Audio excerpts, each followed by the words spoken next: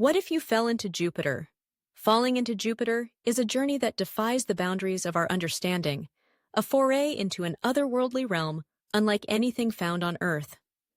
Jupiter, as the largest planet in our solar system, is a gas giant, a place with no solid surface, only a gradually thickening atmosphere that stretches many thousands of kilometers from the luminous veil of its cloud tops to the mysterious depths at its center.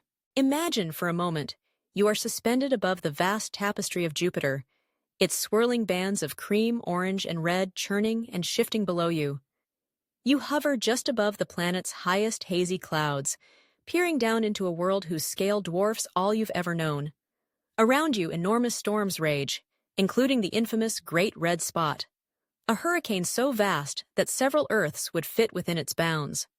The temperature at these cloud tops is a frigid negative 145 degrees Celsius. Here, sunlight is faint, weakened after traveling almost 800 million kilometers from the sun. If you were to begin your descent, if in some unimaginable way you could survive and withstand the planet's hazards, what would you experience during your fateful plunge into the heart of Jupiter? You begin your fall at the edge of Jupiter's cloud tops, where the pressure is similar to what you experience standing on Earth's surface, about 1 bar or 1 atmosphere. The clouds you see from space stretch out infinitely in all directions, a seemingly placid surface, concealing unimaginable chaos beneath. As you break through these uppermost ammonia ice clouds, moving deeper into Jupiter's atmosphere, the sky around you turns from a ghostly white to ochre, then to a hazier, almost ochreous twilight. The clouds, buffeted by ferocious winds, sometimes traveling at speeds of more than 600 kilometers per hour, begin to envelop you. At this altitude, you would experience the finest snow of frozen ammonia crystals. But your journey is only beginning. The pressure starts to climb. For each 10 meters you fall, the atmosphere gets a little denser. The thin upper clouds give way to a thicker layer. The ammonia crystals begin to dissolve and mix with water vapor, forming droplets as hydrogen and helium gas become the dominant atmosphere. The light slowly dims. The temperature, once deadly cold, begins to rise. At about 50 kilometers below your starting point, the pressure is more than 10 times higher than at sea level on Earth.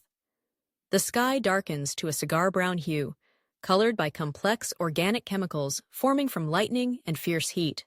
It is here, deep within the upper atmosphere, that the Galileo probe met its fate in '95, after transmitting data for less than an hour before it was overwhelmed by heat and pressure. But you press on, continuing into depths no probe has ever explored. The wind howls on all sides, though without a craft you feel almost weightless, buffeted only by the resistance of the thickening air. Yet every moment, the pressure mounts. At 100 kilometers down, the pressure is a crushing 100 atmospheres, the equivalent of what you'd feel underneath almost a kilometer of water on Earth's ocean floor. At this depth, the ammonia clouds are far above you now, replaced by clouds of water ice and liquid, flashing with sheet lightning that stretches for hundreds of kilometers. As you descend further, the environment becomes increasingly alien. The temperature, increasing with depth, rises above the boiling point of water, and you are surrounded by a smothering darkness only occasionally illuminated by the strobing flickers of lightning.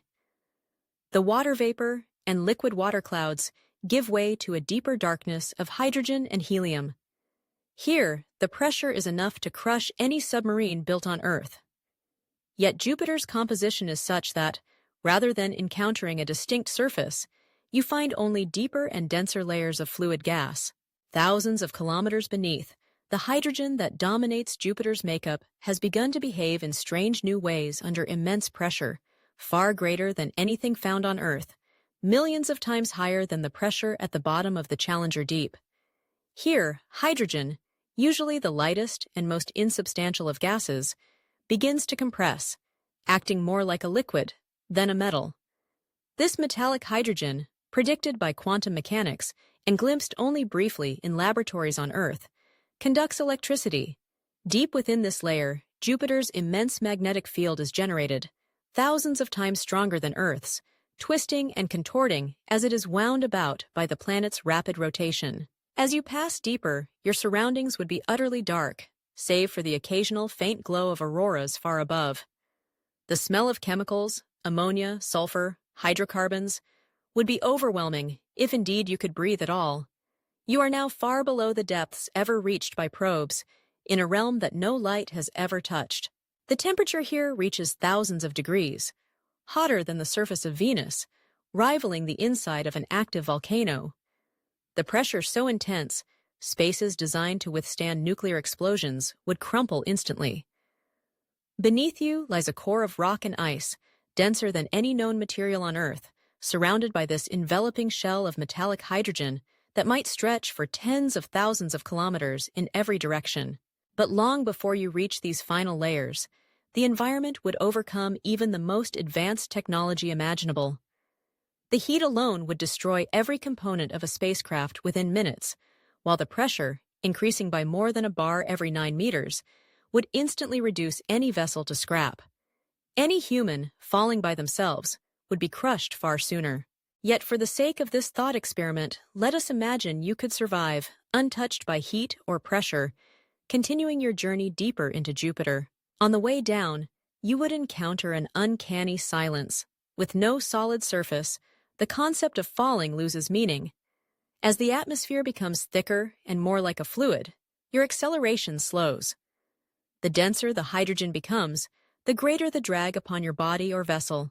Eventually, if you manage to survive, you would reach a point of neutral buoyancy, where the force of gravity pulling you in equals the resistance of the dense hydrogen and helium-C that resist your motion. You would simply float, suspended in the world's most immense oceanic abyss, trapped forever miles below the cloud tops. Light from the sun would no longer reach this far, snuffed out by mile upon mile of dense, turbulent gas. Only heat, from the planet's own interior, would remain, radiating outward into the darkness. Jupiter is still slowly cooling, still radiating more energy than it receives from the sun, its core a primordial forge left over from the creation of the solar system. Even if, improbably, you could continue further, propelled by some science-fictional means, eventually you would reach the core itself, buried perhaps 20 to 40,000 kilometers beneath the clouds. The nature of this core is still debated by scientists. It may be a jammed mixture of elements, a churning, rocky, and icy slurry, or perhaps a diffuse and dissolving core blurred by the relentless energy and pressure. Here, gravity would be at its greatest, and you would experience weights 5 or 6 times greater than what you'd feel on Earth. You would be deep within the planet's ultimate laboratory, a crucible where elements are crushed and fused, where hydrogen and helium have long since ceased to exist as anything familiar. But no human or machine could ever reach this far. Radiation, pressure, and searing temperatures would doom any descent long before the core was reached. Jupiter's magnetic field, too, is a hazard all its own. A thicket of charged particles, whirling and accelerating, lethal to anything not shielded beyond imagining. So, to ask, what if you fell into Jupiter, is to contemplate an experience that lies at the edge of scientific knowledge, a descent not toward a surface, but into an unfathomable gradient of pressure and temperature, through clouds of ammonia and water, past unceasing storms, down into seas of metallic hydrogen, finally to a core shrouded in heat and mystery.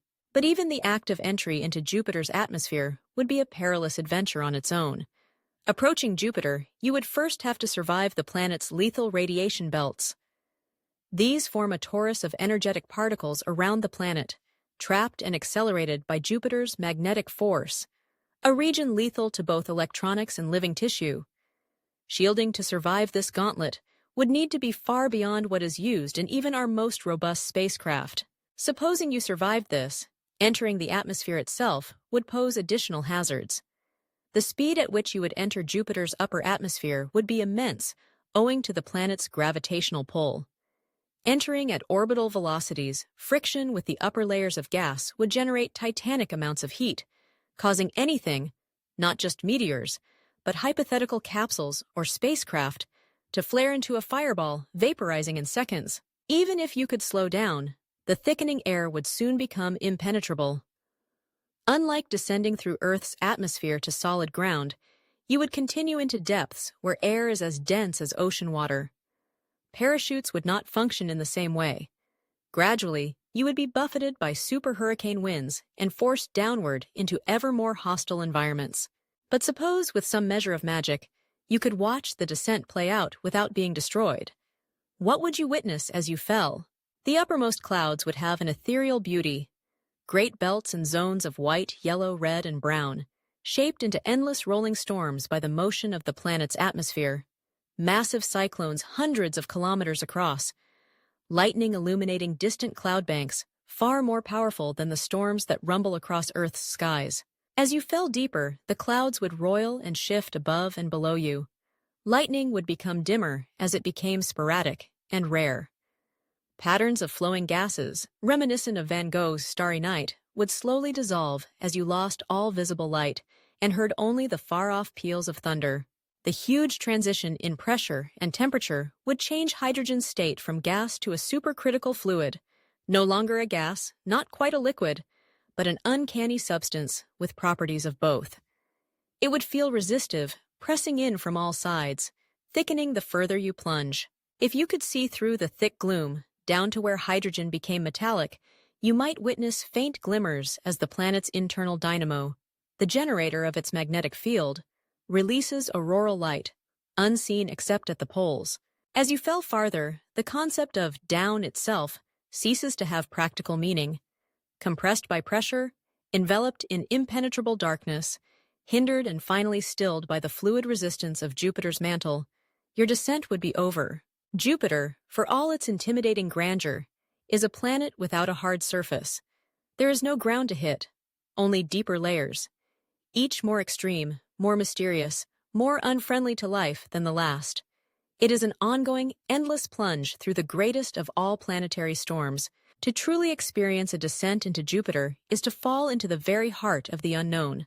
For now, it remains an adventure only of the human imagination, a classic thought experiment at the boundaries of our knowledge and courage, a journey through clouds and storms into an endless abyss of gas and fluid, and, ultimately, to the limits of the human mind's ability to comprehend. The story of Jupiter is still being written. New missions are preparing to explore its mysterious moons and its enigmatic atmosphere.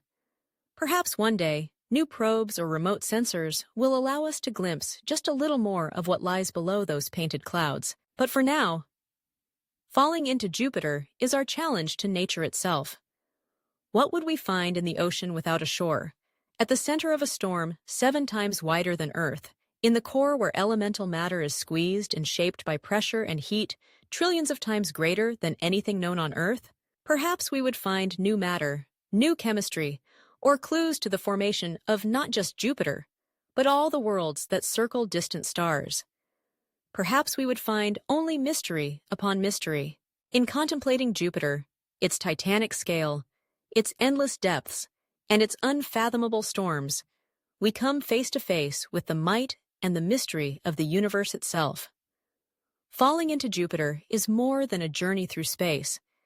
It is a journey into awe, into imagination, into what lies beyond the boundaries of what we know. So next time you look up at the night sky and see the tiny point of light that is Jupiter, remember, it is not a solid world like Earth.